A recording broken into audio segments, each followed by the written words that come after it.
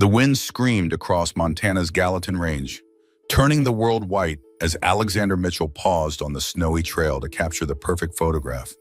This ridge had been David's favorite spot. 3 years since the accident, Alex still hiked here on the anniversary of his husband's death. Camera in hand, memory sharp as the mountain air. Through his viewfinder, the world made sense again, just for a moment.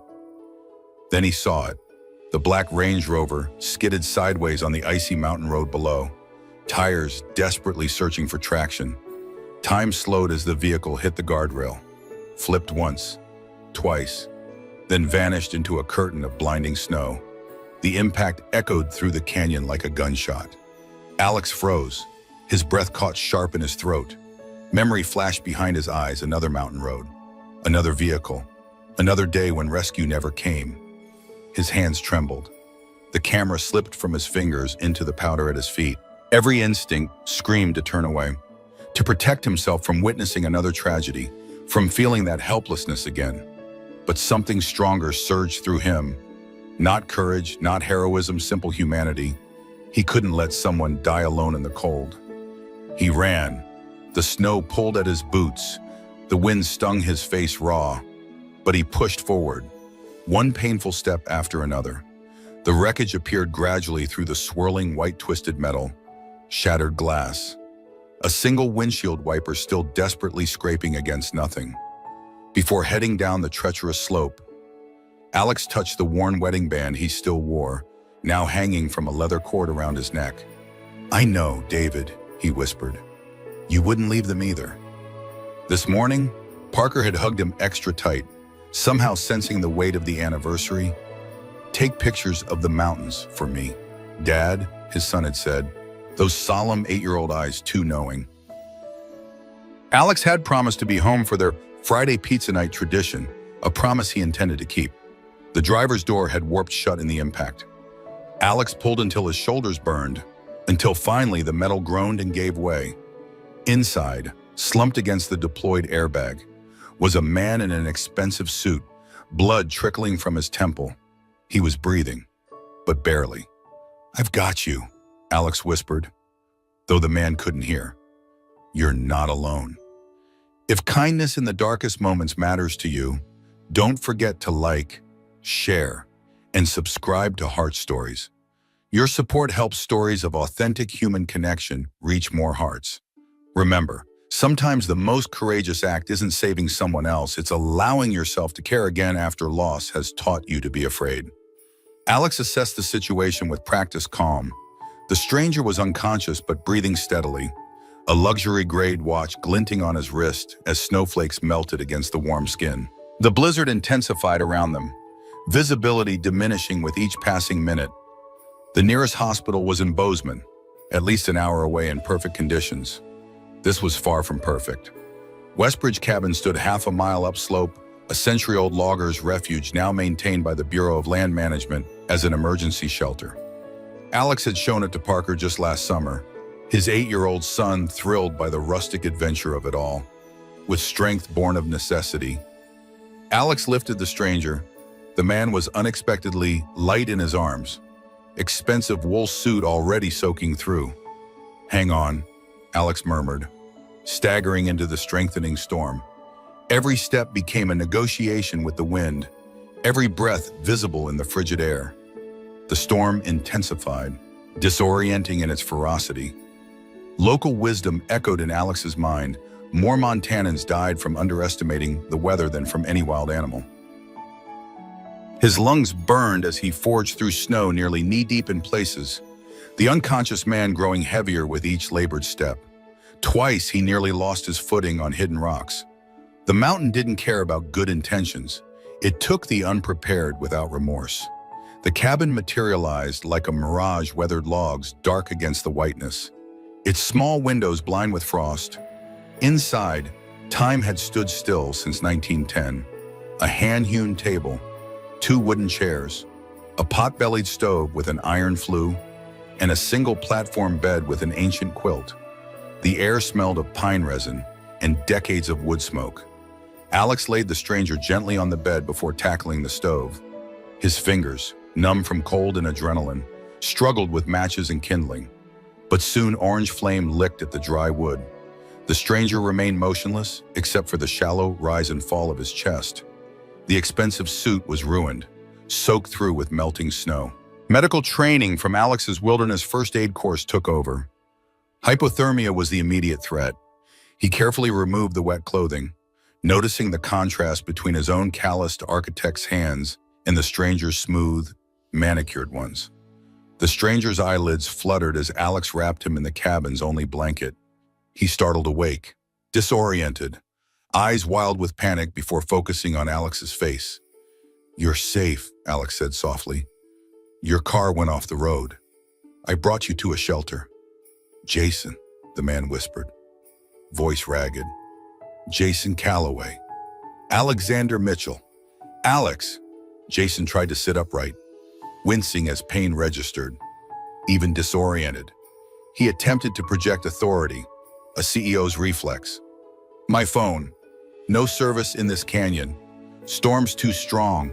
We're stuck until it passes." Jason's eyes darted around the cabin, taking in the primitive conditions. Something flickered across his face, vulnerability breaking through the practiced composure. The walls of the tiny shelter seemed to push them closer together as the howling wind outside underscored their isolation from the world. "Thank you," Jason said finally, the words seemingly unfamiliar on his tongue, "for pulling me out." Between them, the small stove radiated inadequate heat against Montana's implacable winter. Outside, night approached with Arctic coldness, stars hidden behind the clouds, heavy with snow. Inside, two strangers waited, connected by circumstance and survival. As the temperature continued to drop, darkness gathered around the cabin as the storm intensified. The stove's warmth barely reached the corners of the room. Alex fed another log into the hungry flames. Watching Jason from the corner of his eye, the CEO had grown quieter, more contemplative, as though the wilderness had stripped away something essential to his identity. "What brings you to Montana?" Alex asked, breaking the silence. "Not exactly Silicon Valley territory." Jason adjusted the blanket around his shoulders. "Quantum Nexus is exploring satellite offices, lower overhead, tax incentives." He paused. "At least that's the official reason." And the unofficial reason? Something shifted in Jason's expression. "Sometimes you need to escape the echo chamber. Silicon Valley can become suffocating." The cabin creaked under the wind's assault. Alex added coffee grounds to the battered pot heating on the stove, a luxury kept in his emergency pack. "You're local?" Jason asked, accepting the steaming mug with grateful hands. "Bozeman, I design sustainable homes, specializing in Montana timber construction." "With your son?" Alex raised an eyebrow. Jason gestured toward Alex's neck, where a handmade wooden pendant hung from a leather cord. The word "Dad" carved in a child's uneven hand. "Parker." Alex smiled softly. "He's 8. We live just outside town, We, Jason's question hung delicately in the air. "Just us now." "My husband David died 3 years ago. Car accident on a mountain road, not far from here." Alex rarely spoke of it, especially to strangers, but something about the cabin's isolation made truth easier. Jason stared into the fire, firelight casting shadows across his face. "My entire identity is Quantum Nexus, the brilliant founder revolutionizing assistive technology. The board constantly reminds me that investors connect the man with the product." His voice tightened. "After my last relationship ended badly with threats to expose me, it seemed simpler to bury that part of myself, hide behind Catherine, my VP of communications, who needed the stability of the arrangement as much as I did." Alex recognized the haunted look he'd seen it in the mirror those first months after David's death. Not grief exactly, boss, but the particular pain of living falsely, whether by choice or circumstance. "I'm sorry, Paparam," Jason said, genuinely wishing, then breathed. After a long pause, "Must be challenging. 2 men raising a child in Montana. We faced our battles. There was a 6-month legal fight when we adopted him from Portland. David was the warrior, They'll face down every challenge with this stubborn optimism. Alex's voice grew distant. The community surprised us. For every person who objected, 3 stepped forward in support. The temperature inside the cabin dropped steadily. Jason's shivering grew more pronounced despite the blanket and coffee. His face had gone pale again, lips taking on a bluish tinge. Your core temperature's still too low, Alex observed with concern. Jason looked up, vulnerability naked in his eyes. Can I slip under your blanket with you? The question carried no subtext, just the simple human need for warmth. Alex hesitated, not from suspicion, but from something deeper. He hadn't shared space like this with anyone since David. Physical closeness had become foreign territory. Body heat is the most effective way to prevent hypothermia, he said finally, practical words masking the emotional hurdle. They sat shoulder to shoulder, awkwardness gradually yielding to necessity as their shared warmth created a small sanctuary against the cold. The intimacy was clinical at first, then oddly comforting. 2 people holding darkness at bay, not with passion, but with presence. I haven't told anyone I'm gay in nearly a decade, Jason whispered suddenly, the confession disappearing into the cabin shadows. Not even my board members, especially not them. Outside, the Montana night deepened. Inside, truth by truth, the distance between strangers began to close. Dawn arrived with startling brilliance, sunlight transforming the snowscape into diamonds. Alex stood at the cabin's single window, watching morning paint the Gallatin Range in impossible colors. Behind him, Jason slept, finally warm, finally peaceful. The storm had broken sometime during the night, leaving behind a crystalline stillness. Montana winters took with one hand and gave with the other deadly cold, followed by beauty that caught the breath. Jason stirred, his CEO composure temporarily forgotten in the vulnerable moments between sleep and wakefulness. Alex handed him a tin cup of fresh coffee, their fingers brushing briefly in the exchange.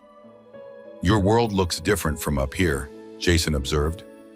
Joining Alex at the window, the valley stretched below them, Hyalite Canyon carved deep into the wilderness. That's why I stayed after David died.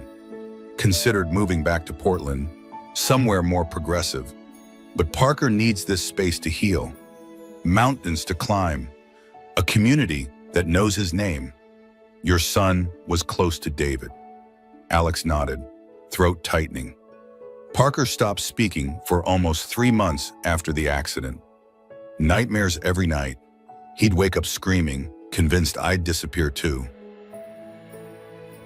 Sunrise illuminated the distant Bridger Mountains, turning their snow-covered peaks rose gold against the pale blue sky. This view had saved Alex during those darkest days after David the unchanging mountains standing sentinel while his world collapsed.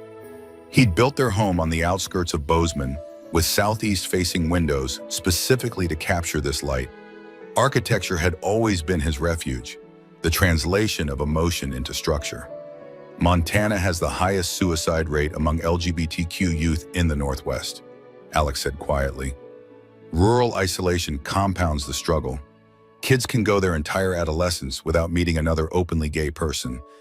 The statistics weighed on him constantly, the reason he'd committed to the community center despite the resistance.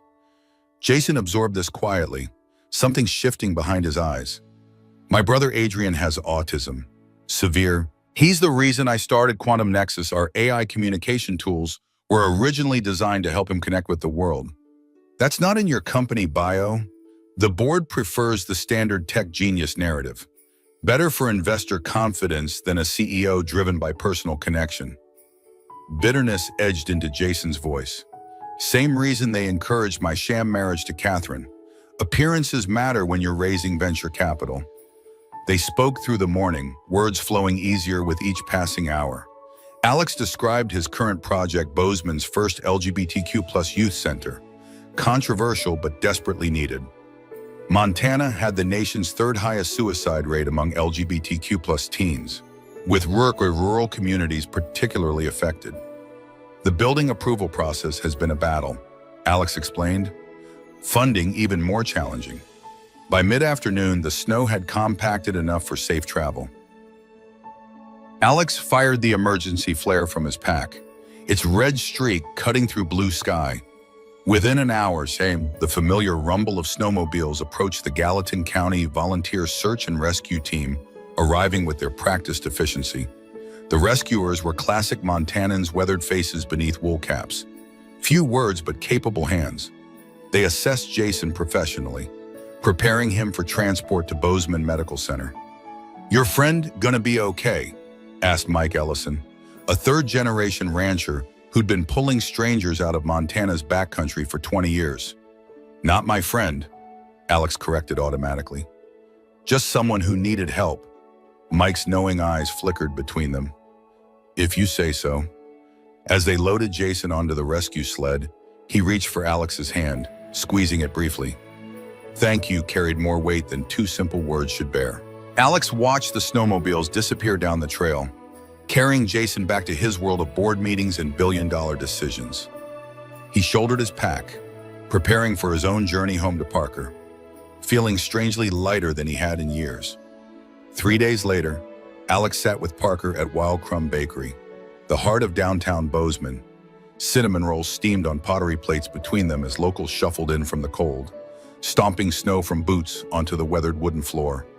Through the frosted windows, Main Street displayed its particular Montana charm, Western outfitters next to farm-to-table restaurants, cowboy boots and Patagonia jackets coexisting in perfect harmony. "Can we go to the mountains again this weekend?" Parker asked, cinnamon sugar coating his fingers. Before Alex could answer, the bakery door opened, bringing a gust of cold air and an unexpected figure. Jason Calloway stood framed in the doorway, transformed from the polished CEO Alex had first encountered. His designer suit had been replaced with worn jeans and a leather jacket. His hair, free from product, fell naturally across his forehead. Alex felt something shift and keyed him, a door long closed, creaking open just enough to let light filter through. He'd told himself countless times that grief was the price of love, a fair exchange for the years he'd had with David. What he hadn't expected was the possibility that his heart might eventually have room for something new. Not replacing what was lost, but growing alongside it. "Dad, is that the man from the mountain?" Parker whispered, eyes wide with curiosity rather than fear. The simple question reminded Alex how children often saw truth more clearly than adults. To Parker, Jason wasn't a CEO or a stranger. He was simply the man from the mountain, a character in their continuing story. "Your father saved my life," Jason said simply to Parker, sliding into their booth. To Alex, "I postponed my flight back. First vacation in 8 years, according to my assistant." "The board approved that?" Alex asked, surprised. "I didn't ask permission." Something rebellious flashed in Jason's eyes. After 36 years of asking permission, it was surprisingly easy to stop. Parker studied Jason cautiously, the wariness of a child who understood loss too well. "Dad says you make computers that help people talk." Jason's face softened. "That's right. My brother sometimes finds words difficult." "I'm making a game," Parker offered unexpectedly, "about a boy who builds bridges between floating islands." "I'd like to see that," Jason replied, his interest genuine rather than indulgent. Later, walking through Bogart Park, Parker ran ahead to the playground. Alex and Jason followed, their breath clouding in the crisp air.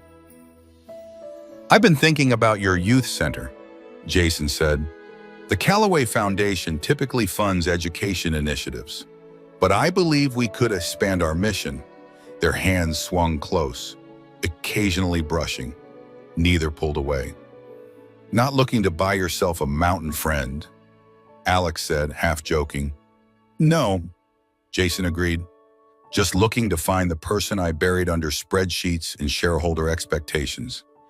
As the sun gilded Bozeman's distant mountains, casting long shadows across the snow, they watched Parker climbing, his small figure silhouetted against the vast Montana sky, resilient, hopeful, brave. "Have you ever found yourself when you weren't looking?" Jason asked softly, Sometimes the most profound connections form in the most unexpected circumstances. Has a moment of crisis ever revealed truth in your life?